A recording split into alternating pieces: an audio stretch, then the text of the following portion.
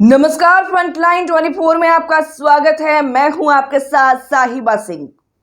क्या सही में करवट बदल रही है बिहार की राजनीति? जी हां, सही सुना आपने। ऐसा ही नजारा इस बार बिहार में देखने को मिल रहा है।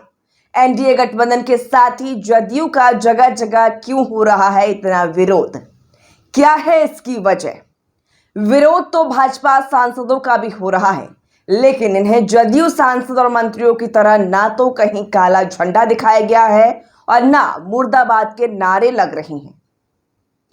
हाँ, साहिबगंज के विधायक राजू सिंह जरूर जनता के बीच कह रहे हैं कि डबल इंजन की सरकार में आप लोगों को न्याय नहीं मिल सकता है, इसलिए गायघाट के लोग वोट का खुलकर बहिष्कार करें। साहिबगंज के विधायक राजू सिंह जरूर जनता के बीच कह रहे हैं कि डबल इंजन की सरकार में आप लोगों को न्याय नहीं मिल सकता है, इसलिए गायघाट के लोग वोट का खुलकर बहिष्कार करें। उन्होंने अपनी पार्टी भाजपा को खुली चुनौती दी है। इसी तरह मुंगेर में ललन सिंह, समस्तीपुर में अशोक चौधरी, पूर्णिया में संतोष कुशवाहा और लेसी सिंह, जहानाबाद में चंद्रेश्वर प्रसाद चंद्रवंशी, कटिहार में दुलाल चंद्र गोस्वामी, झंझारपुर में रामप्रीत मंडल, सुपौल में दिलेश्वर कामत, गया में जीतन राम मांझी, भागलपुर में जदयू सांसद राम मंडल जी आदि नेता और सांसदों का न सिर्फ विरोध हो रहा है, बल्कि काले झंडे और मुर्दाबाद के नारे से स्वागत किया जा रहा है। मालूम हो कि भाजपा ने नीतीश कुमार से कहा था कि आप कम से कम 7 सांसदों को बदल दें। इन सांसदों की स्थिति ठीक नहीं है। इन सांसदों का क्षेत्र में भारी विरोध हो रहा है, लेकिन मुख्यमंत्री नीतीश कुमार भाजपा की बात अनसुनी कर दी। नतीजा है कि क्षेत्र में जदयू प्रत्याशी जो सिटिंग एमपी भी हैं, उनका भारी विरोध हो रहा है। हालात ऐसी है कि इन क्षेत्रों में ये सांसद घूम नहीं पा रही हैं। एनडीए गठबंधन के नेता जो दावा करते हैं बिहार में इस बार 40 में 40 सीट जीत लेंगे, यह कहीं से संभव नहीं दिखता। प्रधानमंत्री नरेंद्र मोदी और मुख्यमंत्री नीतीश कुमार के आने के बाद क्या होगा नहीं जानते, लेकिन फिलहाल इन सांसदों को जनता का कोपभाजन होना पड़ रहा है।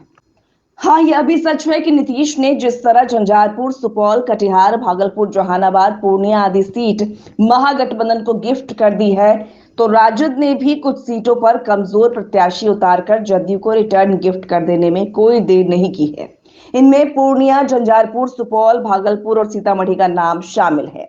हर कोई जानता है कि दिल्ली का रास्ता बिहार और यूपी होकर जाती है।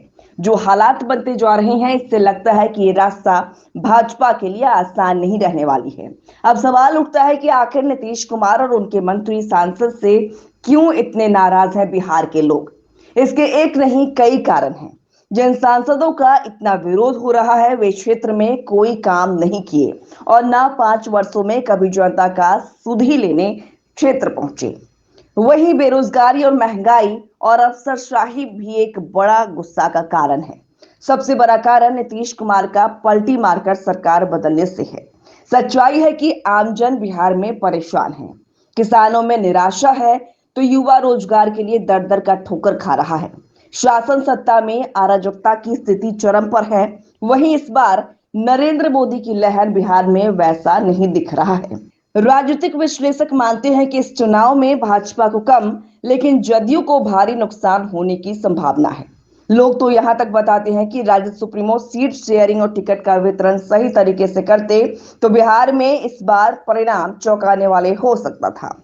इसमें सबसे बड़ा नुकसान जदयू को हो सकता था, लेकिन लालू तेजस्वी ने सीट शेयरिंग और प्रत्याशी के चयन में भारी भूल कर दी है। नहीं तो एनडीए को 20 से 25 सीटों पर रोका जा सकता था। फिर भी राजनीतिक पंडितों का मानना है कि इस बार बिहार में एनडीए 30 पार नहीं कर पाएगी। पिछले चुनाव के परिणाम को दोहराना एनडीए के लिए मुश्किल ही नहीं, नामुमकिन है। गुस्सा केंद्र सरकार से भी है, लेकिन प्रधानमंत्री नरेंद्र मोदी का जलवा आज भी बिहार में कायम है। एनडीए नेता और प्रत्याशियों को मोदी पर भरोसा है, तो इंडिया गठबंधन भाजपा जदयू वोटरों में सेंधमारी करने में कोई कसर नहीं छोड़ रहा है। होगा क्या, यह तो 4 जून को पता चलेगा, लेकिन जदयू प्रत्याशियों को भारी विरोध का सामना करना पड़ रहा है। मुख्यमंत्री कल से रथ लेकर निकल पड़े हैं। देखना है कि इस यात्रा का असर जनता पर कितना पड़ता है।